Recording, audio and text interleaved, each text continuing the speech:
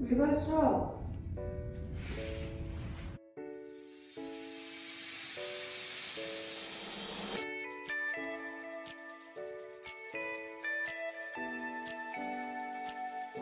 Is to just stand up and say, I'm not Samuel, and you say your name. Alright? Yeah. And so this is the sharing portion of psychodrama. We had the warm-up, which we did earlier. We did the action. And now it's time for sharing. And we've had two protagonists. And what happens when a protagonist does a drama is that they are vulnerable. And when you're in a vulnerable position and everyone has been watching you, it kind of is scary. And what we do in psychodrama is we love the protagonist back into the group. And we bring them back into the group by sharing our own vulnerabilities so that the protagonist does not feel like they have no clothes on. You know what I'm saying? That we also tear the mask off ourselves so that the protagonist can see us, ourselves. So I'm going to invite you to share from your own life what came up for you in the two dramas, or just in general to the protagonist.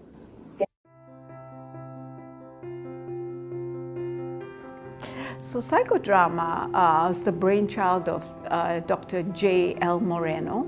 And the word psychodrama is made up of two words: psycho, which means the psyche, your soul, your mind, your emotions, and drama, which means into action. So what you're doing is you're taking, in psychodrama, you're taking whatever's within you, your internal thoughts, your feelings, and your motivations, your ideas, your dreams, and you're putting them out into the world and into action.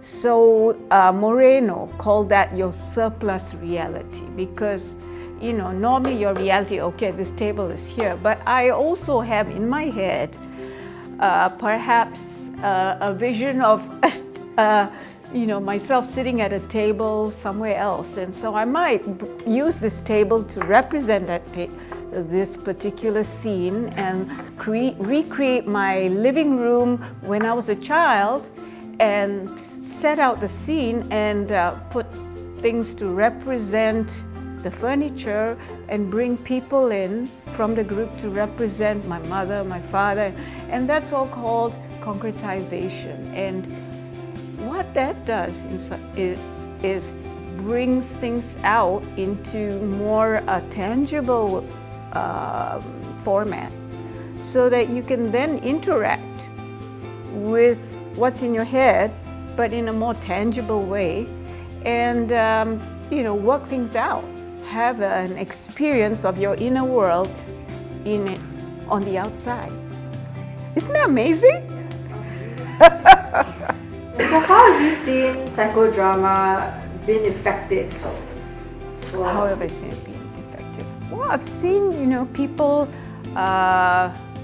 come into therapy, into the group, very restrained and suppressed and having difficulty articulating them or expressing their feelings.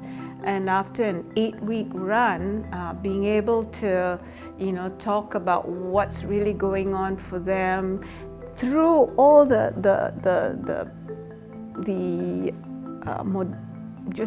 instruments that we use in experiential methods. And I had a client who was really very anxious, and through the warm-ups that we use, his spontaneity just grew and grew, and he began to feel more and more comfortable with himself and with others. So the connection with others is really important as well. And as a result, he was able to talk about his mental conditions that he had been holding in as so secret. And as he talked about it openly, other members in the group began to resonate with him and talk to him about their own, experiences with depression or anxiety, and so this mutuality starts to develop. But it doesn't happen unless you get the spontaneity going. And what Moreno talked about is, in his theory, is that spontaneity is inversely proportional to anxiety. So the more anxiety you have, the less spontaneous you are. But spontaneity can be trained. So you can actually train people and increase their spontaneity through games, through moving in their bodies, through music. And as you increase the spontaneity, the anxiety starts to drop away. And then what happens is, they're open to connecting with others, to taking risks in the group, and to exploring things. So it's, so that was just one story. I mean, I've had so many, group members just change over time. Yeah, and change in a way that I guess for them was really progressive, in a progressive way. Begin to be more assertive, begin to be more aware of what their feelings are, what's triggering them. And then of course, when I work with particular populations, seeing that change in behavior as well. How psychodrama can help bring spiritual healing as well to a person. Spiritual healing. Yeah. Okay, so I mean, we are made up of body, mind, and spirit. That's what I believe, right? So if you heal one aspect, everything's interconnected. Spiritual healing, I guess for me, the effects of spiritual healing I've seen have been with my clients who've had like disconnections with their higher power. I've seen that happen where, they've put that out there in a drama where they've been able to have a conversation with their higher power. Some people's higher power may be God, or guardian angel or whoever, and being able to express, the anger or dissatisfaction or whatever, and then reverse roles with a higher power and talk about, how their higher power really feels about them, and then having that shift in their perspective and realizing that, oh my gosh, my higher power God actually loves me, and then reversing roles back and hearing someone in the group play the higher power and saying those words to them, feeling, reconnected. So that, in a sense, for me, I've seen that kind of spiritual healing happen.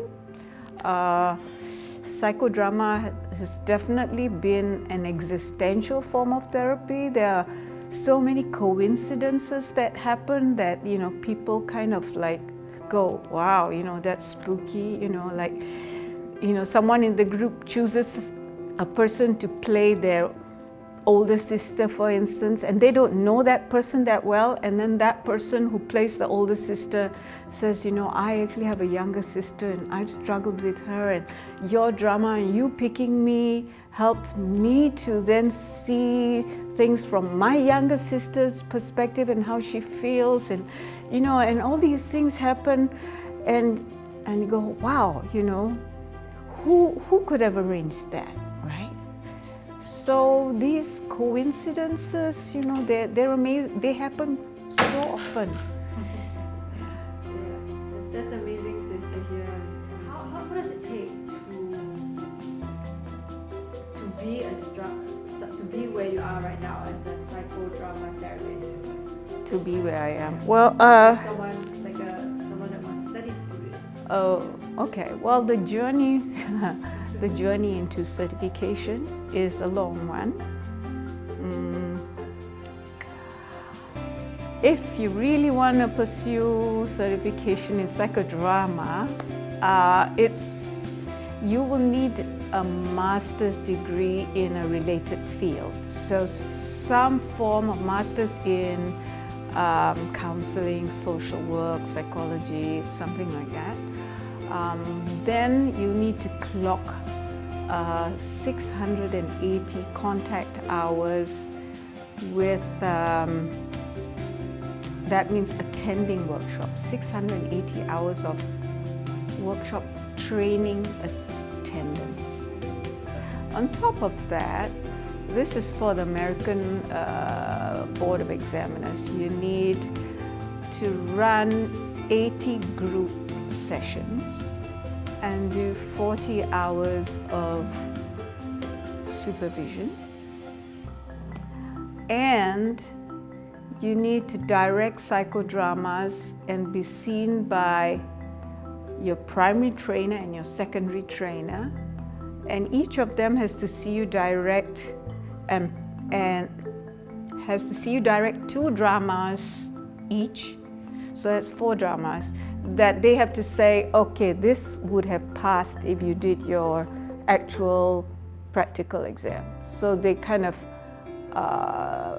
endorse you for your practical exam. So you might do like 8, you might direct many dramas, but only 4 need to be, you have to pass 4 times, and then after that you sit for a written exam, a 5-hour written exam, and you sit for a practicum exam where an examiner who doesn't know you watches you run a group and produce a drama. Wow, it sounds quite a journey. It is. It is. All the best. Thank you. I'm looking forward to see more of your psychodramas in the future. Yes, thanks.